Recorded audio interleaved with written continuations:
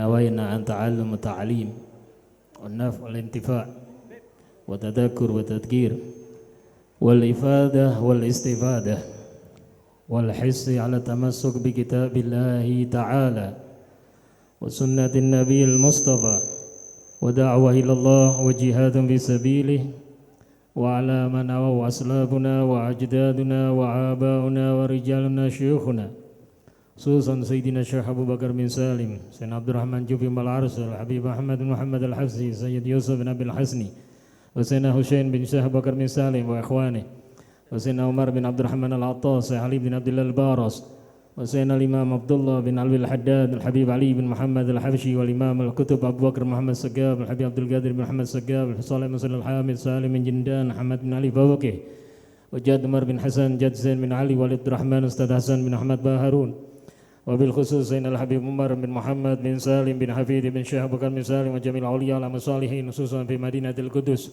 في خير لطف وعافية وإلى حضرة النبي محمد صلى الله عليه وصحبه وسلم. الفاتحة.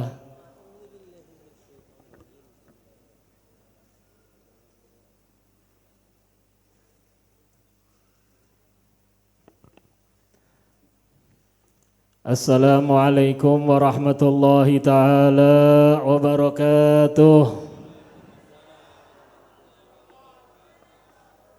Niki saderenge nyuwun ngapunten kula lenggahan mawon modele lesehan. Lesehan niku modele santai.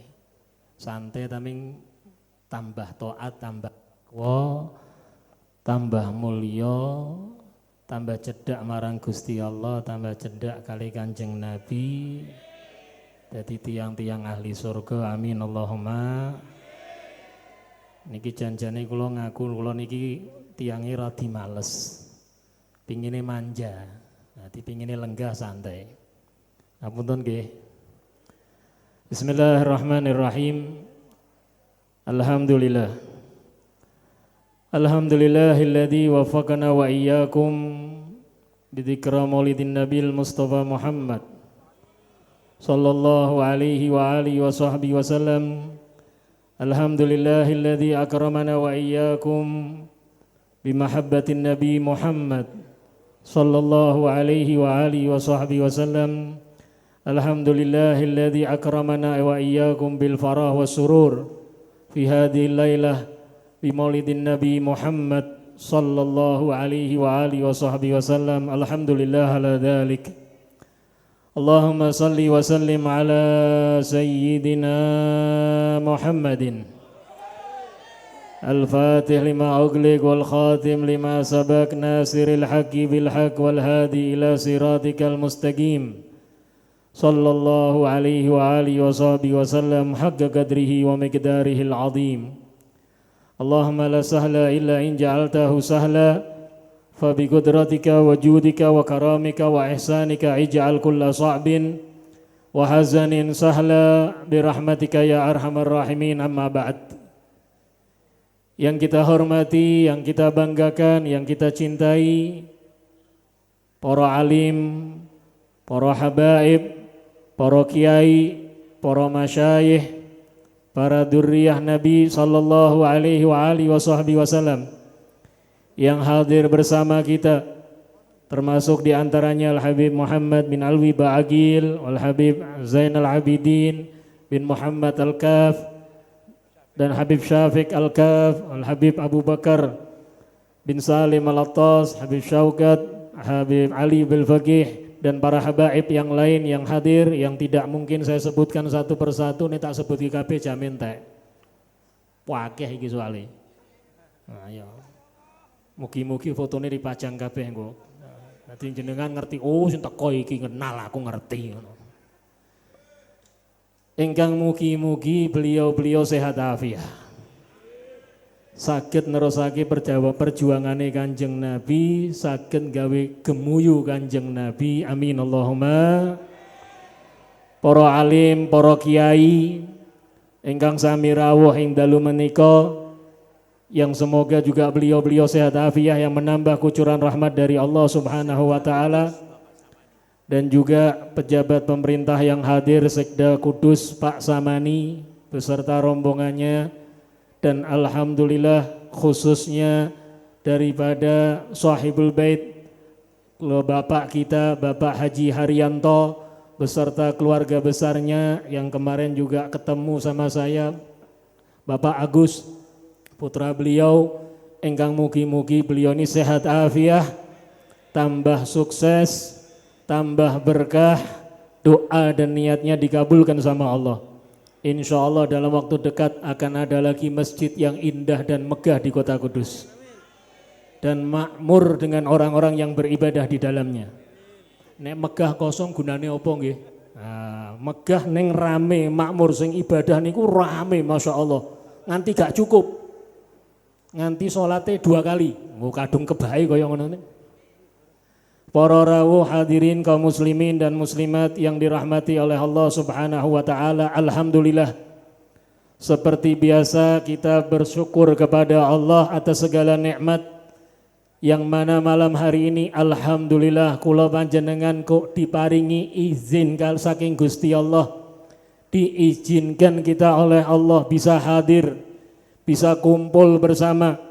Senajan maaf mungkin kita menganggap saya berangkat karena saya pengen, saya datang karena saya mau datang, saya ke tempat ini karena saya bisa, ada kendaraan, ada mobil, ada motor, ada sepeda, alhamdulillah saya sehat. Tapi ingat semuanya ini karena Allah. La haula wala quwata. Tidak ada yang punya kekuatan, tidak ada yang punya kemampuan, tidak ada yang bisa memberikan ketentuan kecuali Allah Subhanahu. Kalau Allah sudah mengatakan kau hadir, akan hadir. Entah itu gimana caranya, subhanallah bisa hadir. Niki janjane mau kula niku jalane niku macet. Nek normal niku ya insyaallah mungkin tekane ya jam sementen apa rada melih lah. Alhamdulillah nek carane dibuka kontraflow. Paham napa mboten Bu kontraflow Bu? Kontra niku lawan, flow niku aliran lawan berarti. Jadi alirannya berlawanan. Jadi ngelawan arah dibukakan gitu loh. Akhirnya iso lewat. Tekan gini rodok kasih alhamdulillah. Karena Allah mengatakan kau sampai jam sekian. Ketentuan dari Allah. Terkadang wong memangkat majelis, orang mau berangkat majelis, mau ikut ngaji, itu kadang ada yang sudah rencana, tapi tidak jadi berangkat, ada. Ada yang sudah mikir mau berangkat, mikir, alah aku ket biyen ngaji ya kaya ngene tetep ra ono perubahan percuma. Iki sinetron ini pas api-api episode terakhir aku ndak ikut tinggalan kok rugi, rasa mangkat sih. Ada yang kayak gitu. Dan macam-macam. Tapi kalau sudah Allah bilang takdirkan hadir, hadir. Alhamdulillah. Semoga ini tanda Allah cinta kita, Allah sayang kita. Allah memberikan kita kenikmatan untuk berada di taman surga. Latihan. Kan awake dhewe niki rak kepengin mlebu surga. Latihan itu dikasih sama Allah di dunia. Makanya beda nanti orang yang masuk surga merasakan nikmat benar-benar sama yang orang masuk surga cek pelonga-pelongo. Celinga-celingu, tinga-tingu. Wis mlebu surga cek orang ngerti. Ya contohnya napa? Wis melu pengajian, teko ning pengajian, kadang ning ngarep dhewe cuma ngene. Allahumma sholli alaihi. Sholli alaihi. Ya riku rada lumayan tetep ning surga. Makanya ini nikmat Allah. Nikmat yang kalau kita tahu pengen ditambah maka syukurilah nikmat tersebut. Gampang dapat nikmat tambahan dari Allah itu enggak macam-macam. Jenengan enggak perlu maca wirid sing macam-macam ora usah. Enggak perlu wirid yang sampai 1000 kali, 100.000 kali, 1000 juta kali, enggak. Cuma syukurin nikmat yang telah kau diberikan sama Allah. Karena tidak ada satupun yang hidup di dunia ini, tidak ada satupun yang Allah keluarkan untuk izin berada hidup di bumi, kecuali Allah sudah siapkan nikmat untuknya. Terkadang orang itu lupa atau tidak mau syukur, takutnya nikmat itu mengancam dia jadi murka Allah, azab dari Allah, na'udzubillah min. Makanya bab syukur itu penting. Di majelis mana pasti dibuka dengan syukur. Sholat pun kita bersyukur. Di dalam keadaan apapun sebenarnya kita diminta bersyukur kepada Allah. Dan itu termasuk ciri utama umatnya Nabi Muhammad. Sallallahu Nabi Muhammad. Umatnya Kanjeng Nabi niku nek di kitab sebelum Islam sebelum Al-Qur'an niku diterangkan salah satunya apa ning Maulid Dibak niku tercantum yahmadunallah ala kulli syiddatin waraha. Hobinya muji syukur sama Allah. Hobi. Wis senenge hobi muji syukur. Dalam keadaan senang ataupun dalam keadaan susah. Lah niki lho sing angel. Kalau susah syukur itu wajar. Susah senang bersyukur itu wajar. Susah bersyukur insya Allah niku termasuk rada edan. Rada edan. Makanya kula ningali sejarah tiang-tiang alim, tiang-tiang mulya niku terkadang maaf uripe niku susah loh. Cobaannya top, dahsyat, tapi tidak lepas dari lisan mereka kalimat Alhamdulillah. Karena apa? Dia ngikuti Nabi Muhammad. Nabi Muhammad yang kita peringati maulidnya saat ini. Tiap malam beliau sholat, sampai dalam riwayat pernah kakinya bengkak dan istrinya mengatakan, ya Rasulullah, jangan engkau seperti ini sholaten ning ojo nganti koyok ini sholat yang biasa-biasa saja. Jenengan ini kan orang yang Masya Allah, jenengan paling dicintai sama Allah, jenengan yang mengajarkan kami kebaikan, yang mengajak kami silaturahim dan macam-macam.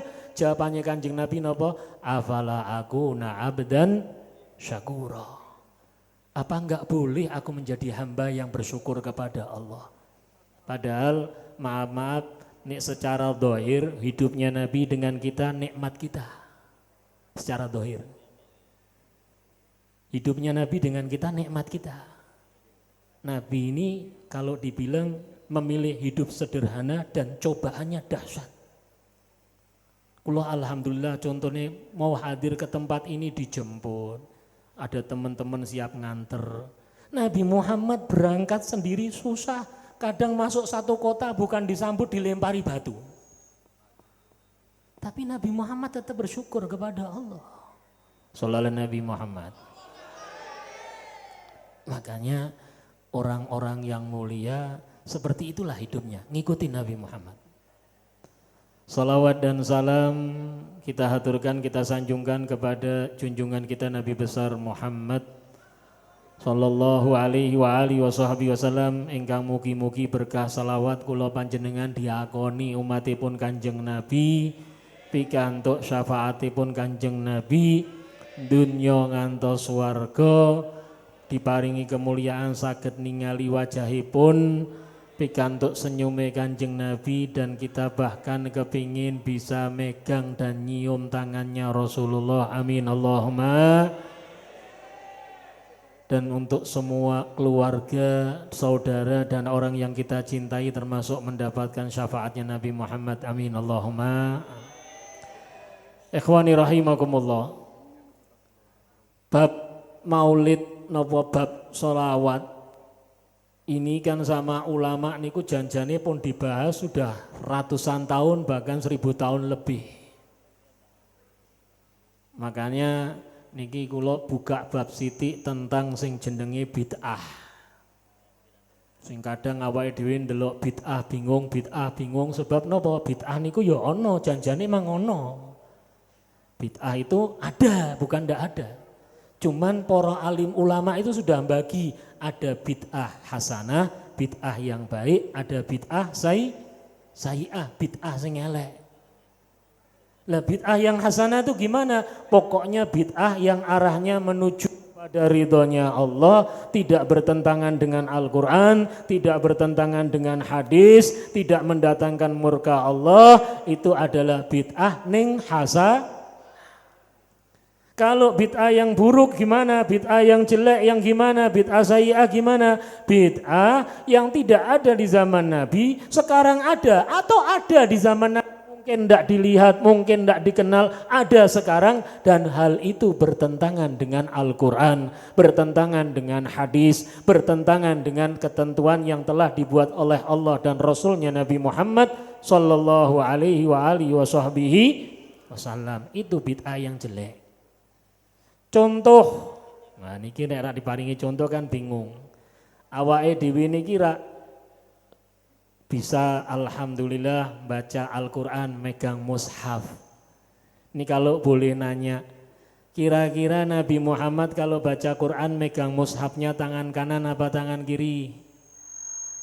Tangan kanan. Ana riwayate apa ora? Kok iso jenengan ngomong tangan kanan? Dalile apa?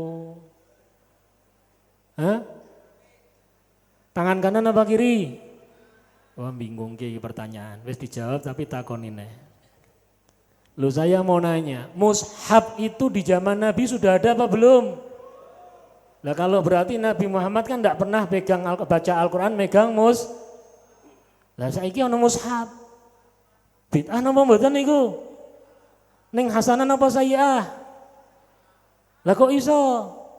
Nek ra ana Al-Qur'an saiki awake dhewe sing ana Al-Qur'an gak tau maca apa nek ra ana Al-Qur'an.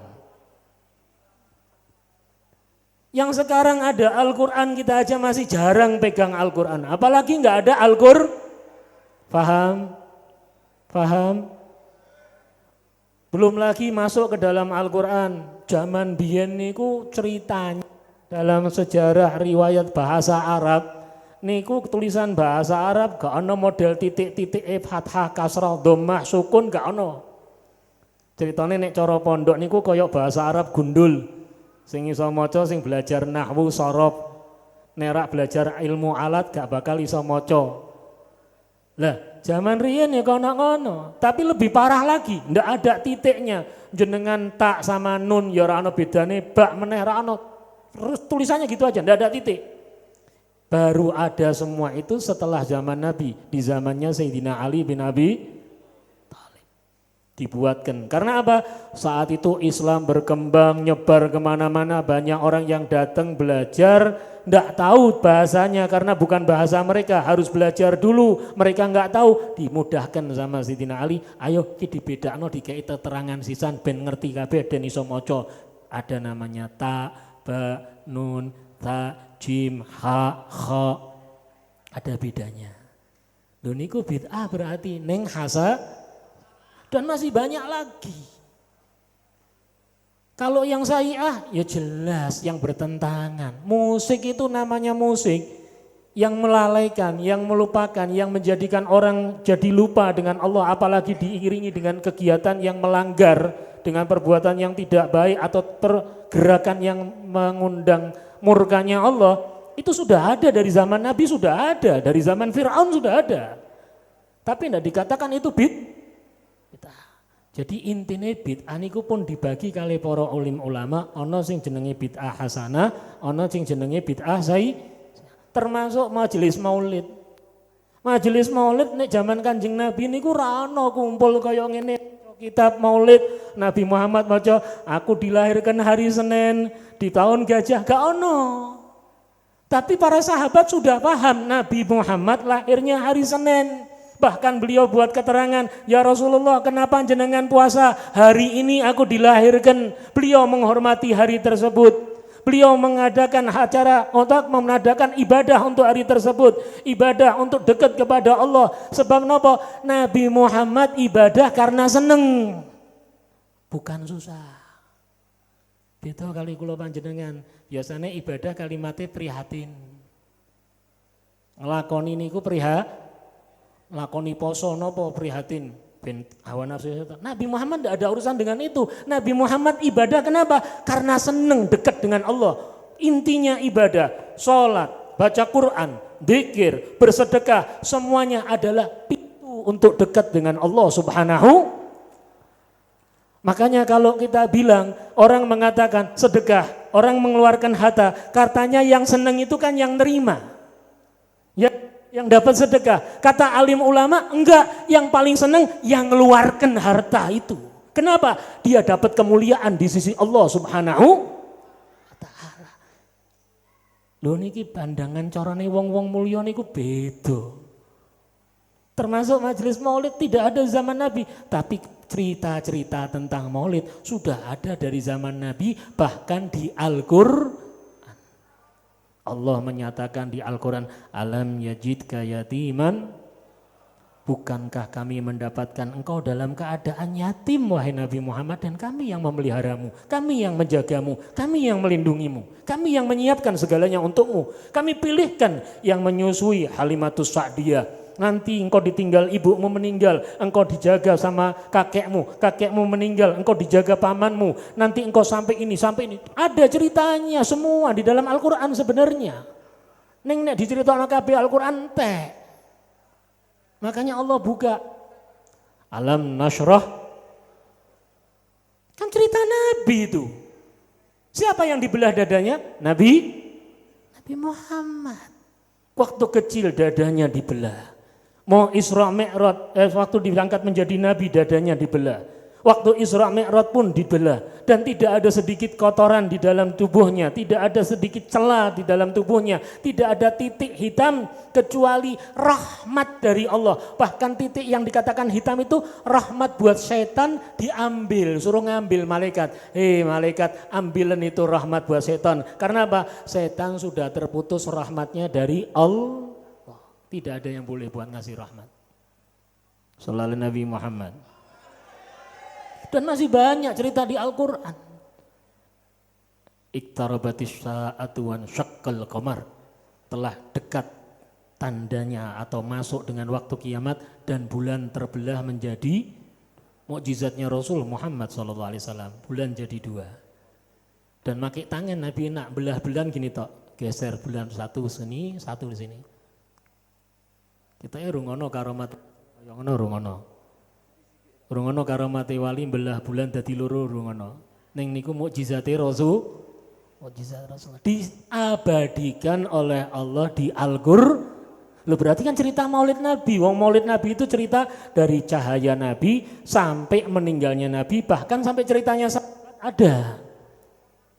Itu biar maaf kula panjenengan iki tiang muslim sing remen Maulid ora bingung. Kenapa? Yang dijalankan para alim ulama, guru-guru kita, tiang-tiang soleh, tiang-tiang mulia, insya Allah tidak ada yang melanggar Al-Quran, tidak ada yang melanggar hadis. Justru mereka bersumber dari Al-Quran dan bersumber hadis. Makanya setiap maulid Nabi gembira, senang. Kenapa? Menjalankan Al-Quran. Allah mengatakan kul bifadlillah wa birahmatihi fabidzalika falyafrahu huwa khairum mimma yajma'un. Katakan wahai Nabi Muhammad kepada umatmu, kepada siapa lagi? Kepada kita-kita. Apa ya Allah yang suruh katakan untuk umatku? Dengan rahmat Allah, dengan karunia Allah, dengan anugerah Allah, yakni rahmat terbesarnya Allah Nabi Muhammad. Berarti kalau Nabi Muhammad harus ada kelahirannya Nabi Muhammad, menjadikan tanda rahmat Allah terbesar agar apa? Falyafrahu, mereka bergembira. Makanya wong ngaji niku janjane dijak seneng. Enggak ada ngaji diajak susah. Ngaji itu diajak seneng, enggak ada susah. Islam enggak ada ajaran mengajak susah. Kitanya seneng susah. Gina Bang G. Salat, orang kalau salat itu balasannya surga apa neraka? Wong nek maca Quran iku nek carane wong maca Quran iku balasane surga napa neraka? Wong nek ngetokke sedekah niku maringi duit kali kancane, sedereke, tanggane, wong fakir niku balasane surga napa neraka? Lah wong nek mlebu surga niku janjane seneng napa susah? Lah sing dadi masalah nglakoni kuwi susah. Dadi janjane mlebu surga niku janjane gampang ting awake dhewe milih sebab napa? Nglawan hawa nafsu, nawan godaane setan. Setan pingin kita gagal dengan alasan apapun. Allah kepingin kita itu seneng. Sholat jalani dengan seneng. Nek sholat ngelakoni dengan seneng, itu nanti tidak bingung baca manakib sejarah aulia, sholat tiap malam 1000 rakaat. Sebab napa? Mereka seneng. Tapi nek kelas koyok kula panjenengan ana sesuatu, ana tujuane sekena, sholatnya prai. Makanya ibadah itu diajak kita seneng. Makanya tadi alhamdulillah Pak Haji Haryanto ini ngajak kita berdoa. Didoakan panjenengan semua. Wah doanya beliau dengan yakin. Sebab napa Kanjeng Nabi pun dawuh, utu Allah, wa anta muqinun bil ijabah. Berdoalah kepada Allah, mintalah kepada Allah dan kau yakin doamu diijabah sama Allah. Niku donga insyaallah cespleng. Tapi nek donga, ya Allah kabul apa ora ya?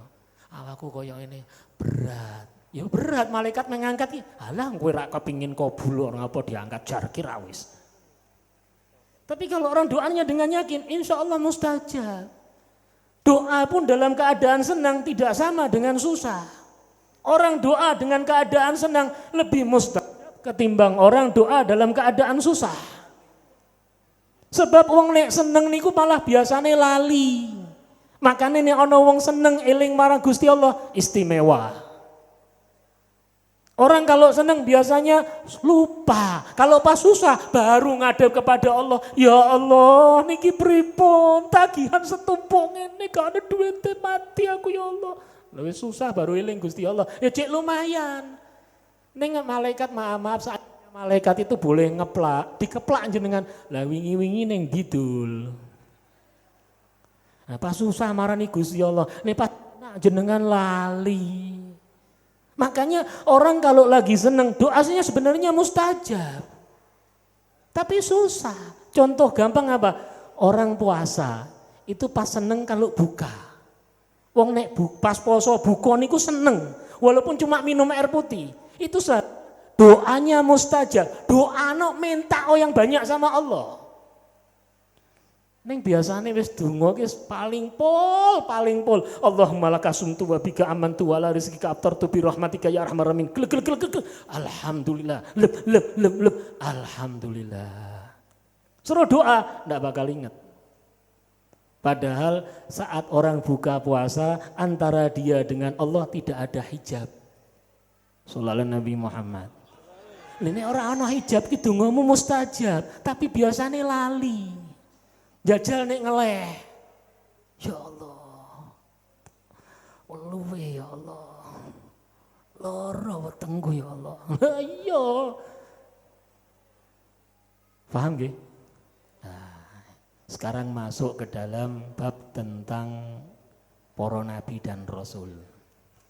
Niki sing penting termasuk. Para nabi dan rasul itu manusia-manusia pilihan dari Allah. Mereka orang-orang istimewa, pangkatnya semuanya tinggi. Senajan maaf, nabi yang wajib kita imani dan kita kenal, kita apal 25 nabi dan rasul. Ning keterangan sampun disampaikan Kanjeng Nabi, para alim pun nerangke kali Kanjeng jenengan, jumlah nabi itu 124.000. Jumlah rasul 313. Niku keterangan dari hadis dan riwayat-riwayat. Wajib diapal, dikenal 25 nabi dan rasul. Nah, Kanjeng Nabi nate dawuh, nanti ada nabi yang mau masuk ke surga dengan umat yang banyak.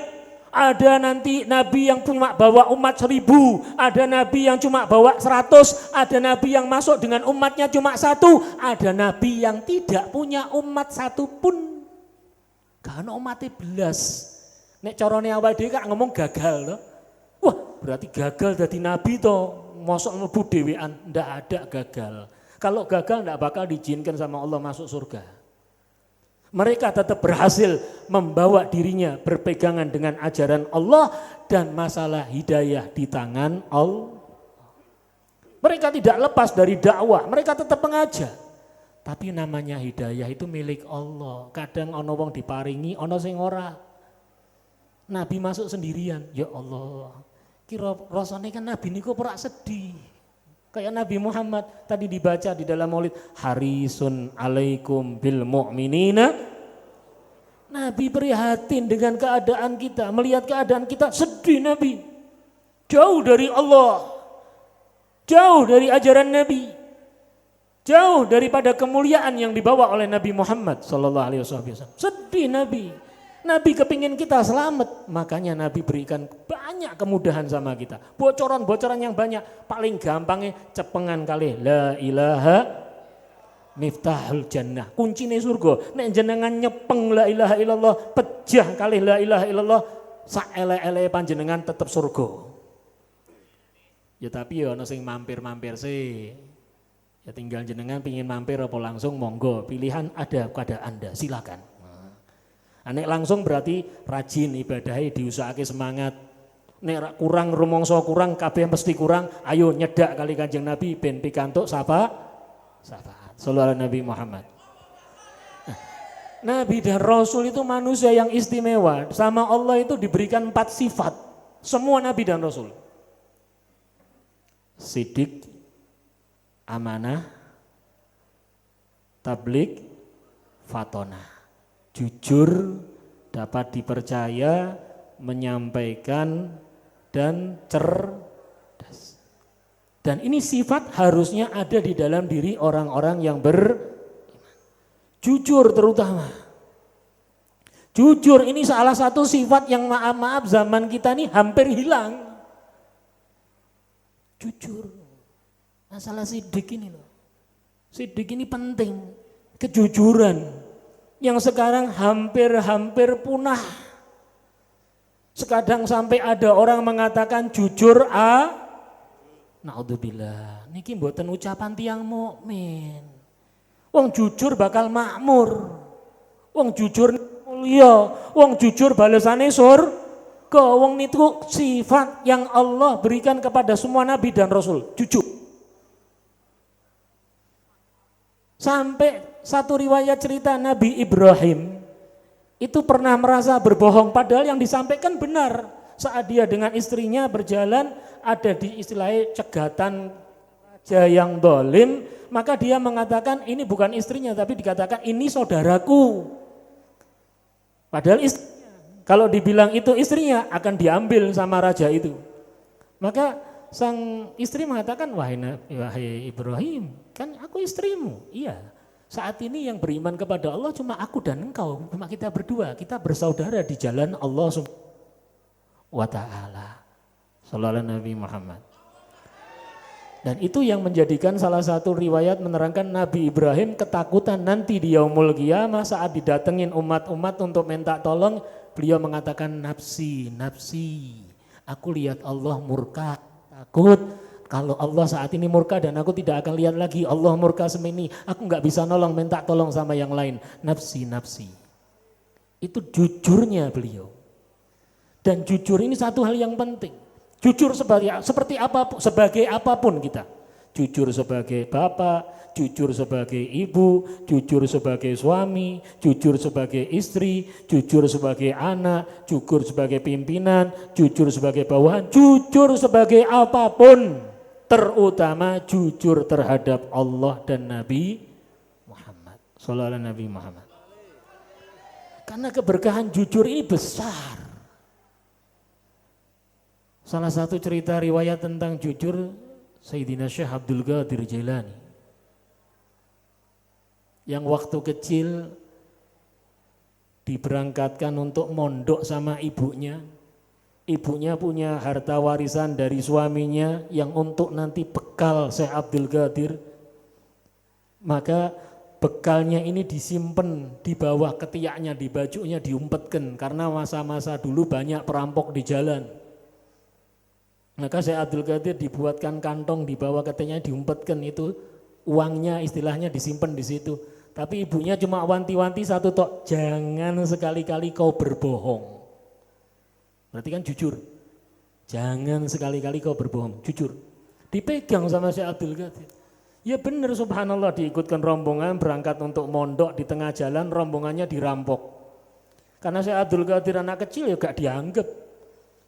Dilalah ono perampok yang nanya, nak kau bawa apa? Bawa uang. Alah bocah cilik, ditinggal.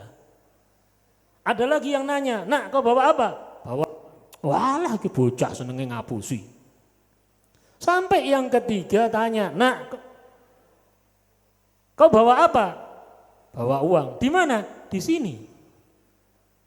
Ini perampok ketiga mulai disentil hatinya sama Allah. Loh, ki bocah kok iso ngaku? Oh, ini rampok kok. Bingung dia. Lapor mbek komandanku sih. Lapor sama atasannya, Pak, lapor komandan perampok. Lapor Pak, kenapa? Ada anak kecilan Loh kenapa? Nah, tak takoni Pak, saya tanya sama anak itu, kau punya apa? Punya uang. Ya terus dia ngomong, di mana? Di sini. Alah enggak apa-apa. Lupa aneh lupa. Kenapa? Loh dia kok ngaku, kita ini ngerampok kok Pak. Kita mau ngambil uangnya kok dia ngaku. Oh iya yo, ayo, takoni sik parani di bocah ndi? Bawa. Singkat cerita ditanya, "Nak, kenapa kau ngaku? Apa kau enggak tahu kami?" Iya jarine bapak iki perampok. Lo tahu kau kerjaan perampok? Ya perampok ngambilin uangnya orang-orang, ngambilin hartanya orang-orang. Lo kau kenapa ngaku kalau kau punya uang padahal kami perampok? Ibu saya pesen saya enggak boleh bohong. Mung kalimat koyo ngono. Subhanallah turun hidayah. Perampoknya nangis, "Ya Allah, sudah bertahun-tahun saya bohong kepadamu." Tobat langsung. Kepala perampoknya tobat, langsung ngangkat Syekh Abdul Qadir dianggap gurune. Wis pokoknya aku melu jenengan meneng dia aku melu. Lah anak buahnya kan ribut. Loh Pak, jenengan kan komandan perampokku. Nek jenengan tobat terus aku piye? Ya sakarepmu. Wis pokoknya kami tobat kabeh, bareng-bareng tobat. Tobat kabeh. Berkahnya apa? Jujur. Berapa banyak orang yang dapat kemuliaan di sisi Allah Subhanahu wa taala karena jujur. Di Tarim ada pedagang-pedagang yang jualan, ada seorang anak kecil jualan barang macam-macam kecil-kecil lah. Ada turis dari Jepang datang beli, dompetnya jatuh tebel, isinya dolaran ratusan dolar semua. Itu anak kecil ngejar. Orangnya sudah masuk mobil, dikejar sama anak kecil itu. Bukan deket, jauh dikejar. Om. Sampai akhirnya lihat spion, berhenti yang nyopir. Loh, Pak, itu kok anak kecil ngejar? Mungkin Bapak belum bayar atau gimana? Loh, enggak, sudah saya bayar kok. Itu ngejar, berhenti. Jauh tuh anak lari. Datang ngasihkan, "Pak, ini dompetnya jatuh." Si turis bingung, "Loh, Nak, kenapa kok repot-repot?" "Bukan repot Pak, ini kewajiban saya." "Loh, padahal kan saya enggak tahu. Ini isinya uang semua, kalau jenengan ambil kan saya enggak tahu." "Iya, tapi agama saya melarang." "Agama apa?" "Agama Islam." Akhirnya orang Jepang itu masuk Islam. Shallallahu Nabi Muhammad. Dan masih banyak. Dan ini sifat yang Allah berikan kepada para nabi dan rasul, jujur. Coba dilihat diri kita ini punya kejujuran enggak? Kejujuran terhadap Allah, kejujuran terhadap Nabi Muhammad sallallahu alaihi wasallam. Cinta kita kepada Nabi, yang kita mengaku cinta Nabi, kejujurannya diminta berapa banyak kita bersolawat kepada Nabi. Kalau hitung-hitungan banyak, nanti kita ditanya, wah 1000 itu banyak, wah 500 itu banyak, wah 100 itu banyak. Tapi kalau orang sudah mengaku jujur cinta kepada Nabi, lisannya enggak bingung, dia tenang-tenang aja, enak-enak aja bersolawat kepada Nabi sallallahu Nabi Muhammad. Jujur. Yang kedua, amanah. Yang Nabi kita mendapat julukan sebelum diangkat Nabi, Al-Amin, dapat dipercaya. Wong nek jujur pasti iso dipercaya. Wong nek ora jujur dipercaya, ya pasti ngerusak. Hancur sudah, bakal hancur. Makanya kalau sudah ketemu orang jujur, pegangan itu. Orang dengan agamanya jujur, pegangan. Orang dengan keadaannya jujur, pegangan. Kenapa? Ini sifat yang istimewa yang Allah berikan kepada orang-orang yang berpangkat di sisi Allah. Amanah. Kalau sudah jujur, bisa dikasih amanat. Tapi kalau tidak jujur, amanat ancur-ancuran. Amanat. Nabi Muhammad Al-Amin. Makanya Nabi saat dapat perintah dari Allah untuk mengumumkan kenabiannya kepada khalayak umum, kami kumpulkan orang-orang Quraisy di Jabal Qubais. Nabi panggil satu suku dipanggil. Lalu Nabi berkata, "Wahai yang hadir, seandainya saya mengatakan kepada kalian, di balik gunung ini ada musuh yang siap menyerbu kalian, apakah kalian percaya kepadaku?" Maka mereka mengatakan, "Kami percaya kepadamu Muhammad, engkau Al-Amin, engkau tidak pernah bohong, engkau tidak pernah dusta, engkau ini paling jujur yang paling saya tahu, dan engkau orang yang paling bisa dipercaya." Baru Nabi mengatakan, "Saya ini diperintahkan oleh Allah dan saya diutus oleh Allah, saya mendapatkan amanat untuk mengajak kalian beriman kepada Allah." Baru mereka mengatakan, "Oh, jenengan ngapusi." Justru saat mereka diajak untuk dekat sama Allah, mereka enggak mau. Tapi urusan dunia, mereka tetap titip barang-barangnya kepada Nabi Muhammad, sallallahu alaihi Nabi Muhammad. Hebat ya, aneh ya. Nabi itu kan mau dibunuh sama mereka, tapi barang-barangnya mereka dititipkan kepada Nabi Muhammad. Nabi ini diserbu sama mereka, dibenci sama mereka, disakiti sama mereka, tapi barang-barang berharganya mereka semuanya banyak yang dititipkan kepada Nabi Muhammad. Shallallahu Nabi Muhammad. Kalau sudah jujur amanat, wis niki singkat-singkat mawon rodok cepet sithik. Kalau sudah amanat, itu pasti akan menyampaikan apa yang disampaikan. Makanya di dalam keyakinan kita tidak ada satupun urusan dalam agama Islam yang disembunyikan oleh Nabi Muhammad. Tidak ada satupun firman-firman Allah yang dikurangi atau ditambah oleh Nabi Muhammad. Itu dalam i'tiqad akidah Ahlus Sunnah wal Jamaah. Semua yang disampaikan sama Nabi akan diperintahkan disampaikan. Perintah Allah disampaikan, larangan Allah disampaikan. Beliau Al-Bashir An-Nadir yang memberikan kabar gembira dengan surga dan memberikan kabar menakutkan dengan neraka. Semuanya disampaikan, tidak ada yang dikurangi. Bahkan maka di akhir hayat beliau, di akhir dalam ibadah Hajjatul Wada, beliau mengatakan, lalu mereka bertanya, Rasulullah bertanya, bukankah aku sudah sampaikan semua kepada kalian? Sudah ya Rasulullah, benar sudah kau sampaikan. Allahumma fashhad, ya Allah saksikan, tidak ada satu pun yang aku kurangi, tidak ada satu pun yang aku tambah, semuanya sudah aku sampaikan. La yantiqu anil hawa in huwa illa wahyun. Nabi Muhammad semuanya wahyu, hidayah, taufik dari Allah. Beliau sampaikan semuanya, tidak ada yang dikurangi. Makanya kalau ada ajaran Islam yang mengatakan Nabi menyembunyikan ayat Al-Quran, menambah Al-Quran, sudah nggak usah bingung, nggak usah ribut, itu berarti bukan orang Islam aslinya. Dan tidak perlu kita ribut, oh itu nggak benar, nggak, sudah, jenengan tahu, oh gitu tuh orang Islam janjane, nganggo stempel Islam toh. Nggak perlu bingung.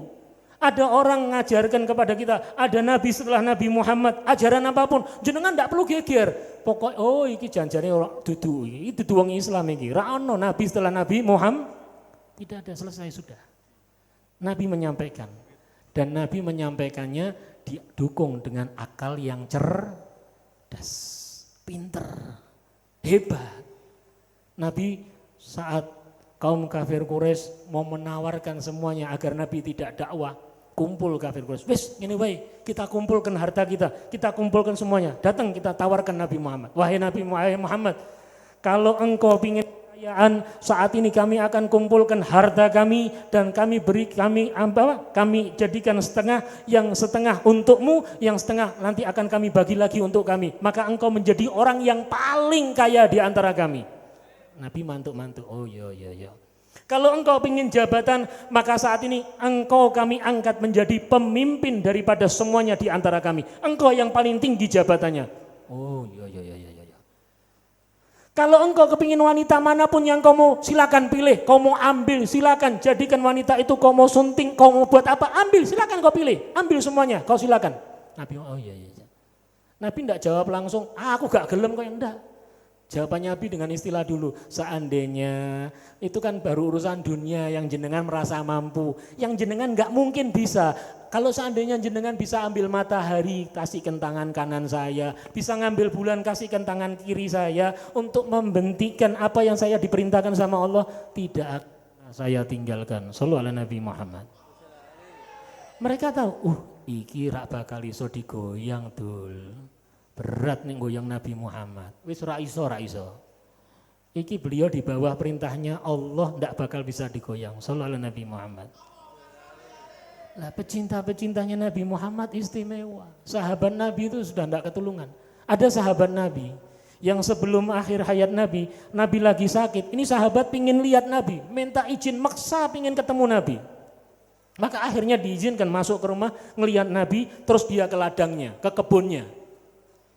Sampai di kebun tidak berapa lama anaknya datang berlari. Pak, Nabi Muhammad meninggal Pak. Nabi Muhammad telah wafat Pak. Nabi Muhammad sudah kembali kepada Allah.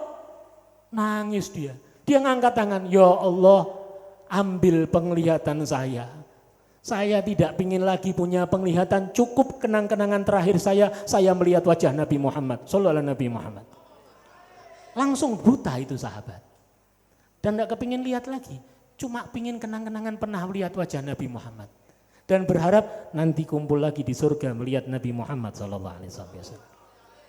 Ini orang-orang yang istimewa dalam kepada Nabi. Dan masih banyak yang lain. Masih banyak yang lain.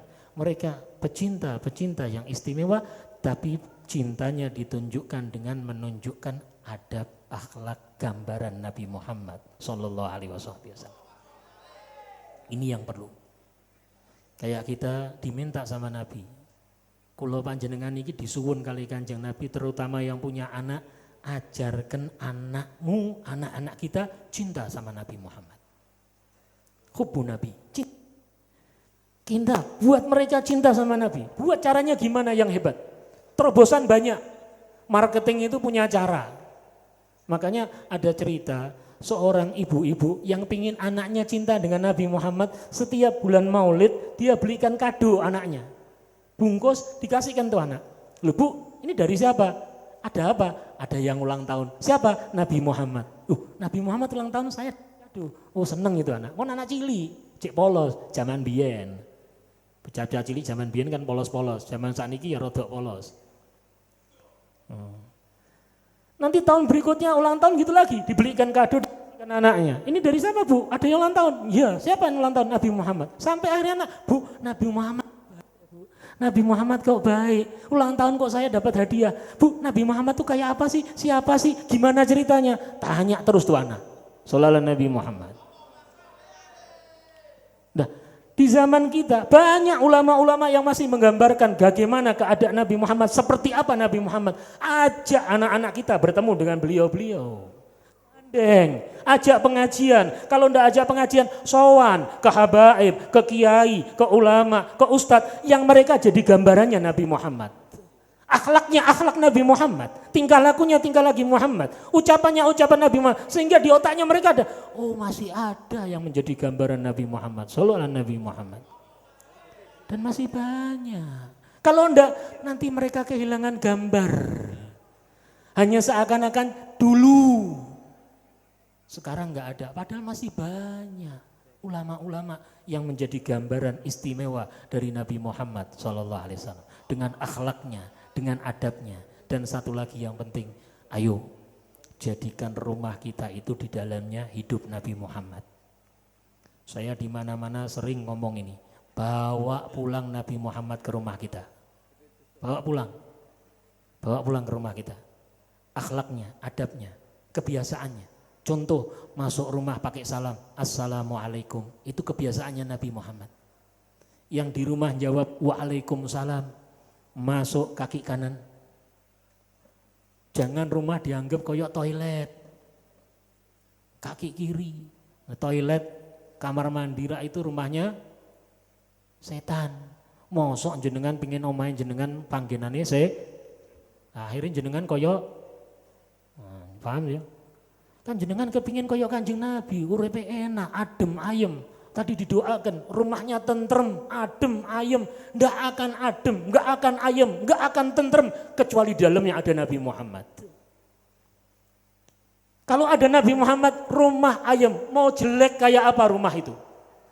Loh maaf, dulu sekarang banyak ulama-ulama rumahnya sudah bagus-bagus, alhamdulillah. Ya Pak Haji ya? Nek kiai-kiai biyen, para habaib zaman-zaman biyen niku kathah omahe sing maaf-maaf, omahe sing biasa-biasa kadang reot. Saya sering ikut abah saya sering ikut mbah saya. Tapi subhanallah kalau sudah masuk ke rumahnya adem. Enak, enggak pakai AC. Kadang enggak ada kipas angin, rumah gede. Tapi kok adem? Kenapa? Mereka beliau-beliau menghidupkan Nabi Muhammad. Nyambutnya dengan senyum. Waalaikumsalam, masya Allah, monggo masuk, enak, enak. Orang yang datang pun, ya Allah seneng. Sallallahu Nabi Muhammad. Kalau orang Islam tidak menjadi gambaran Nabi Muhammad, maka jangan salahkan orang nggak kenal Nabi Muhammad. Seperti guru kami saat ada orang menghina Nabi Muhammad dengan gambaran macam salah. Bukan kita mengatakan orang itu benar, enggak, salah. Tapi yang lebih salah kenapa? Seandainya kita tidak menjadi gambarannya Nabi Muhammad. Sehingga dia lihat, loh ente kan orang Islam, ente kan orangnya Nabi Muhammad, ente umatnya Nabi, kok enggak kelihatan seperti Nabi? Artinya apa? Tingkah lakunya kita enggak ada, adabnya kita enggak ada, akhlaknya kita enggak ada. Sehingga apa? Seakan-akan mana gambarannya Nabi Muhammad dari kalian orang-orang yang beriman kepada Nabi Muhammad. Sallallahu Nabi Muhammad. Seandainya orang Islam ngambil sedikit-sedikit akhlak Nabi, maka di mana-mana akan hidup Nabi Muhammad. Di rumah hidup Nabi Muhammad, di kantor hidup Nabi Muhammad, di pasar hidup Nabi Muhammad, di jalan hidup Nabi Muhammad. Maka di tiap tempat turun rahmatnya Allah Subhanahu. Maka kita berharap berkah majelis ini menarik rahmatnya Allah, menambah cinta kita kepada Nabi, menambah rindu kita kepada Nabi, menjadikan berkah doa kita dikabulkan sama Allah, hajat kita, niat kita dikabulkan oleh Allah. Semoga tadi saat kita baca maulid, saat kita berdiri menyambut Nabi, Nabi Muhammad hadir bersama kita, Nabi Muhammad hadir di depan kita. Bahkan Nabi Muhammad memegang dada-dada kita dan mengatakan, ini umatku, ini pecinta-pecintaku ya Allah. Semoga kami mendapatkan kemuliaan itu ya Allah. Diakui sebagai umat Nabi, pecinta Nabi.